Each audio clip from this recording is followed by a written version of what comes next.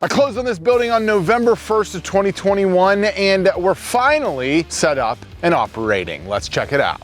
So some questions that might pop up first and foremost that I know some people are gonna ask. Let's just get them out of the way. One, 10,000 square foot metal building on a concrete foundation, split in half, so it has two 5,000 square foot units, both serviced separately, and both units have their own offices. Number two, we are located in north of Pittsburgh, is the actual area that it's called, and we're about 25-30 minutes to the city. And all in, this pig cost $950,000. So moving into the shop, we're in the lumber storage area, and we keep the shop separate. You gotta keep them separated. We have wood on this side and then metal and storage on that side. If you have done anything with my Craft a Career course, you'll see that I kind of try to keep all kinds of dirty and clean stuff separate. This takes you right into what we call the studio shop here, and gives me the opportunity to tell you guys a little bit about why I decided to purchase this building. So currently, my business has multiple facets. First, we have the content creation side of things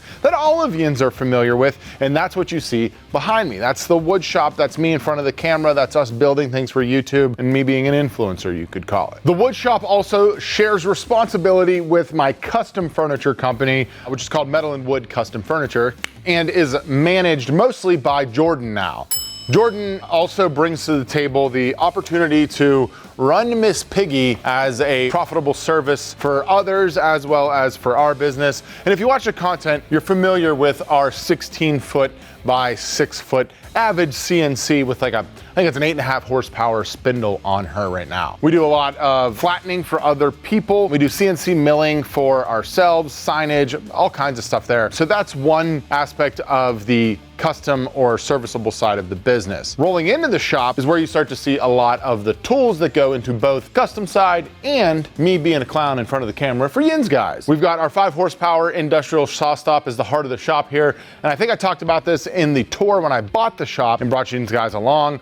We brought our old outfeed table that has taken an absolute beating over the years. She's still standing strong. I don't know if I have it in me to rebuild it. And next to our table saw is our jointer. The jointer I changed out a little bit over a year ago. This is an Oliver. It's a 10-inch spiral head jointer, not a helical head, which I regret getting rid of my helical head. But I wanted some longer wings and cast iron. We may be upgrading this to a little bit of a bigger machine there. And I also may be upgrading to a sliding table saw in the future, and also keeping the saw stop, but depending on a few things, could be pretty awesome. We have these located here because I like to share the trunks, and then obviously we get into some of the other tools and things that you're used to seeing. We got a video on this drill cabinet, a video on this miter station. Plans available for all of this stuff. If you guys are interested, we got a whole bundle down below where you can snag those up. All of our kind of festal storage here, cabinet that facilitates the table saw, and like what is more or less the heart of the workshop here, where everything flows out of. From there, we get into the next stage of the shop, which is the tool wall area with my hand tool workbench. And then right now we have this rolling table here that I think I want to replace with a Mike Farrington style hydraulic lifting table.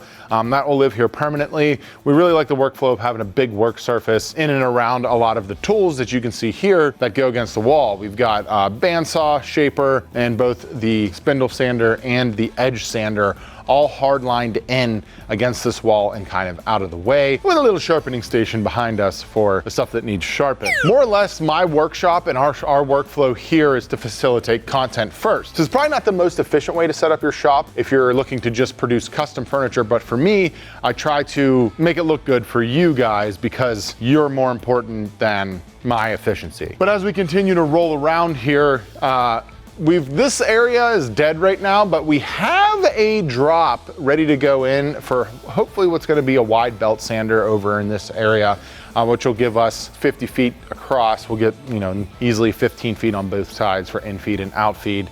And that rolls over into where we have the dust collection system hard lined in and our air, which the shop came with some gas line that was already run for air.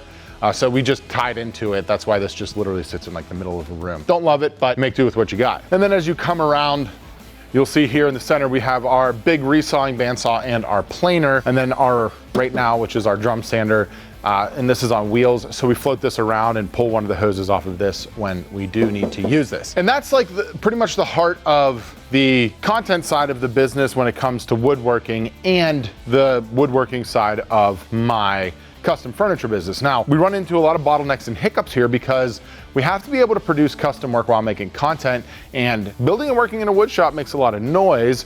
So Jordan and our new guy essentially can't be working in here while I'm trying to film, and vice versa. So that's always a delicate balance and one of the issues with, you know, trying to produce and sell custom furniture while making content all the time. So if you guys are hearing noise, typically what's going on is we've got some other work being done. And speaking of other work, if you're working on your shop and you're looking to improve it, you gotta check out Woodcraft, the sponsor of this video.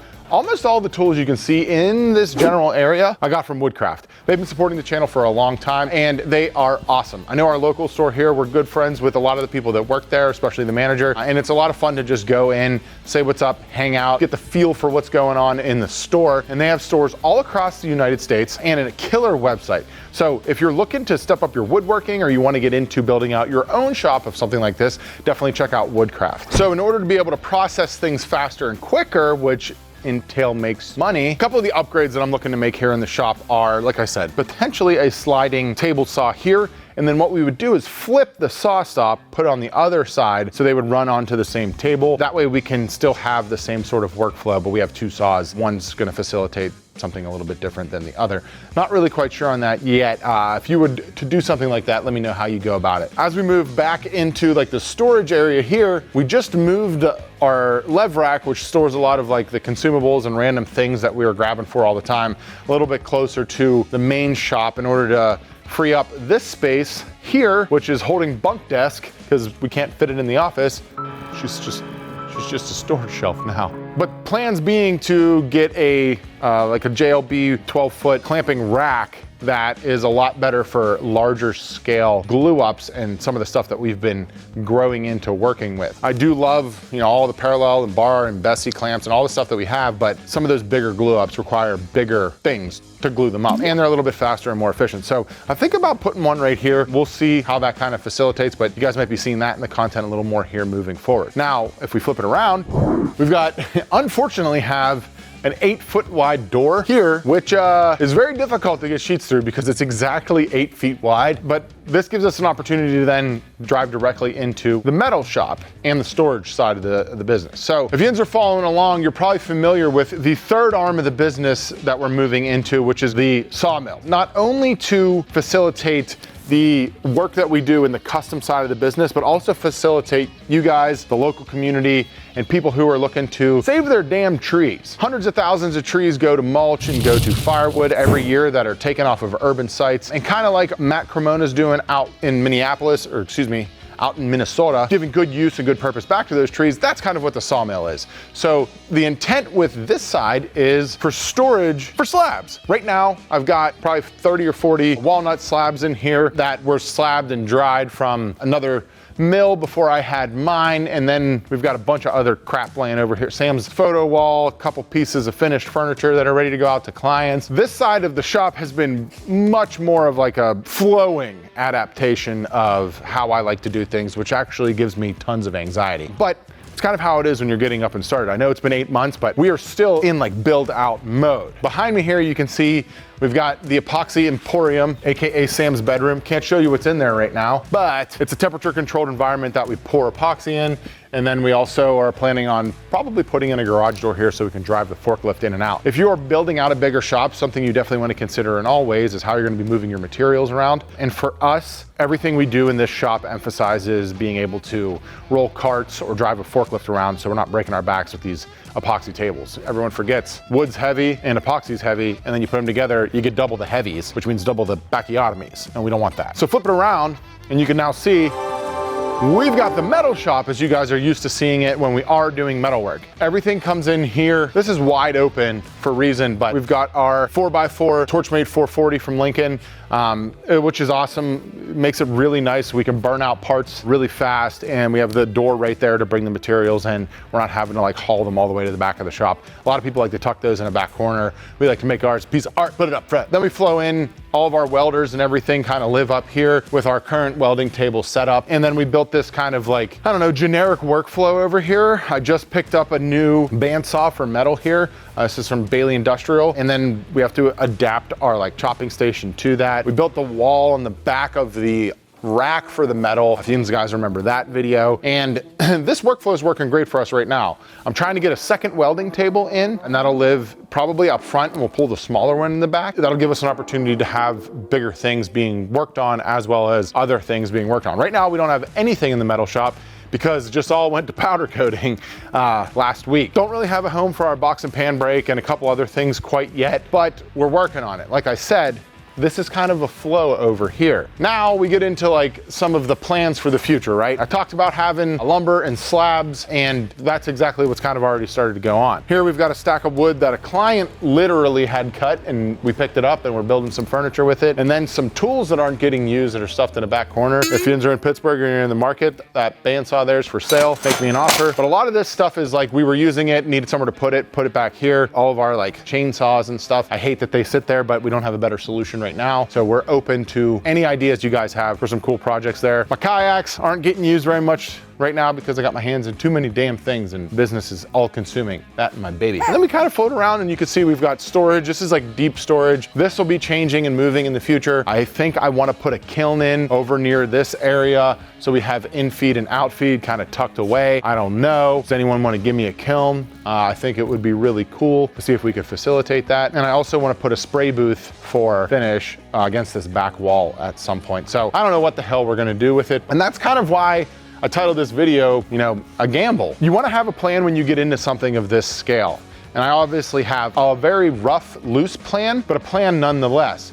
And for me, my plan was to expand. And I know a lot of you comment on it. It's like, oh, John's not in the content as much, or he's not building as much. And it's like, yeah, you know, I have a lot of responsibilities outside of doing a lot of the monotonous work, like sanding and picking up materials and a bunch of the stuff that goes on in the shop all the time. And in order to be able to kind of expand and facilitate having such a big facility, I gotta put my time into those things. Took a risk, and we're growing into it. I originally didn't think we were gonna need this side, and 8 months in, and you know, there's days when I'm like, we're out of space. The last thing you guys are probably gonna wanna check out is the newest addition to the building, which is Sawmill, or as we're calling it, J&J Lumber Company. The point of the Sawmill is, one, I freaking love it. Two, I think it'll be a great opportunity to facilitate the local community like I was saying. And three, nobody in Pittsburgh has a 70-inch wide bandsaw mill, so gives me a little bit of a leverage point against the market in order for servicing. There's tons of people around that are dropping their own trees that want to turn them into lumber that don't know or don't have the ability to do so. And so we want to be there for them, as well as I hate watching a huge tree go to mulch. We are working with a couple local forestry or tree service companies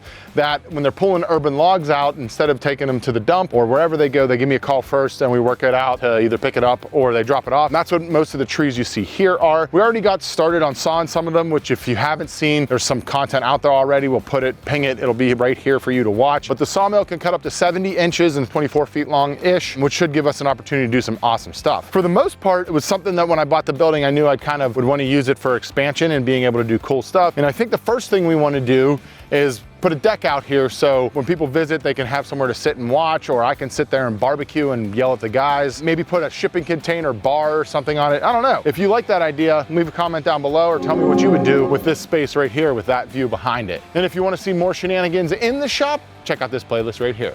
Love yins.